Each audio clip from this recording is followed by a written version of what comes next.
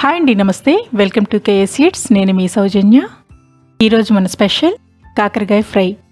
కాకరకాయ ఎంత చేదుగా ఉంటుందో దానితో చేసే రెసిపీస్ అంత కమ్మగా ఉంటాయి. ఫ్రై చేసుకున్నా పులుసు చేసుకున్నా రుచిగా ఉంటుంది. ఆరోగ్యానికి చాలా మంచిది. ఫైబర్ ఎక్కువగా ఉండటం వలన త్వరగా అరుగుతుంది. మరైతే లేట్ చేయకుండా చేదు లేని కమ్మని కాకరకాయ ఫ్రై ఎలా తయారు చేసుకోవాలో చూద్దామా ఇప్పుడు. ముందుగా 400 గ్రాముల కాకరకాయలను శుభ్రంగా వాష్ చేసుకొని చక్రాల్లాగా కట్ చేసుకోవాలి. చెక్కు పీల్ చేయకుండా చెక్కుతో సహా కట్ చేసుకోవాలి.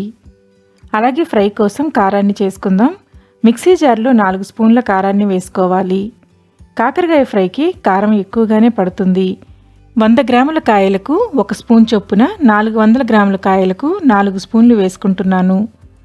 పావు టీ స్పూన్ జీలకర్ర, పావు చిప్ప ఎండు కొబ్బరి, రుచికి సరిపడా ఉప్పు, హాఫ్ టీ స్పూన్ బెల్లం, 5-6 వెల్లుల్లి రెబ్బలు వేసుకొని మెత్తగా గ్రైండ్ చేసుకోవాలి. గ్రైండ్ చేసుకున్న వెల్లుల్లి కొబ్బరి కారాన్ని పక్కన పెట్టుకొని పాత్రలో ముక్కలుగా తరిగిన కాకరకాయలను తీసుకోవాలి. పావు టీ స్పూన్ పసుపు, చిన్న నిమ్మకాయ సైజు చింతపండు, హాఫ్ టీ స్పూన్ ఉప్పు వేసుకొని ముక్కలు మునిగే వరకు నీళ్లను పోసుకోవాలి. మూత పెట్టి 50% ఉడికే వరకు ఉడికించాలి. ముక్కలు 50% ఉడికిన తరువాత వాటిని చిల్లుల గిన్నెలోకి తీసుకొని నీళ్లను వడకట్టాలి.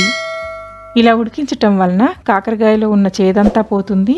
కాకరకాయ ముక్కలను డీప్ ఫ్రై చేస్తాం కాబట్టి 50-60% ఉడికిస్తే సరిపోతుంది.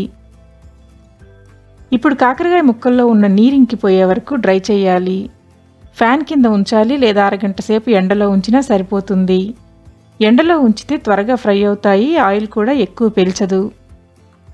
కాకరకాయలు డ్రై అయిన తరువాత పాత్రలో డీప్ ఫ్రైకి సరిపడా 100 ml ఆయిల్ వేసుకోవాలి.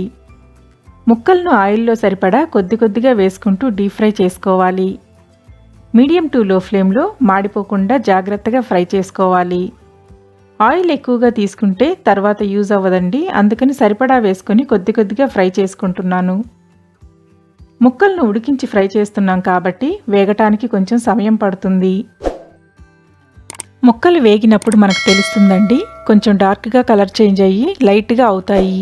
ఆ స్టేజ్లో తీసేస్తే సరిపోతుంది. వీడియోలో చూపించిన విధంగా ఫ్రై చేసుకోవాలి. మరీ నల్లగా కరకరలాడేలాగా వేయించకూడదు. ఇలా వేయించుకున్న ముక్కలను ప్లేట్లోకి తీసుకొని మరికొన్ని ముక్కలు వేసుకొని వేయించుకోవాలి. ఇక్కడ ఒక టిప్ చెప్తానండి. కాకరకాయ చక్రాలుగా కట్ చేసుకున్నప్పుడు ముక్కల సైజులు డిఫరెంట్గా ఉంటాయి.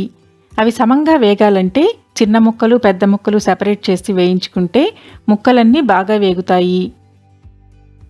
రెండు కలిపి వేయించుకున్నారంటే చిన్న ముక్కలు త్వరగా వేగుతాయి, పెద్ద ముక్కలు సరిగా వేగవు.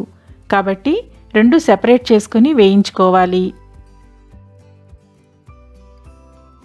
ఫ్రై చేసుకునేటప్పుడు ఆయిల్ తక్కువైతే కొంచెం ఆయిల్ యాడ్ చేసుకుంటే సరిపోతుంది. నేను ఇక్కడ 30 ml ఆయిల్ యాడ్ చేసుకున్నానండి. ఫస్ట్ 100 ml, ఇప్పుడు 30 ml, మొత్తం 130 ml ఆయిల్ పట్టింది. నేను ముక్కల్ని ఫ్యాన్ కింద ఆరబెట్టాను. ఎండలో ఉంచితే ఆయిల్ కొంచెం తక్కువే పడుతుంది. ముక్కలన్నీ వేయించుకొని ప్లేట్లోకి తీసుకోవాలి. ఇప్పుడు మిగిలిన ఆయిల్ ఫ్రైకి సరిపోతుంది. ఇందులో ఆయిల్ తీయాల్సిన అవసరం లేదు. మిగిలిన ఆయిల్లో నిలువుగా పొడుగ్గా తరిగిన 2 మీడియం సైజ్ ఉల్లిపాయలను వేసుకొని వేయించుకోవాలి. పావు టీ స్పూన్ పసుపు వేసుకొని మూత పెట్టి ఉల్లిపాయలు మెత్తబడే వరకు మగ్గించుకోవాలి. ఉల్లిపాయలు మెత్తబడిన తరువాత మూత తీసేసి గోల్డెన్ కలర్కు వచ్చే వరకు వేయించుకోవాలి. ఉల్లిపాయ గోల్డెన్ కలర్లోకి వచ్చిన తర్వాత వేయించుకున్న కాకరకాయ ముక్కలు వేసుకొని కలుపుతూ 2 సెకండ్లు ఫ్రై చేసుకోవాలి.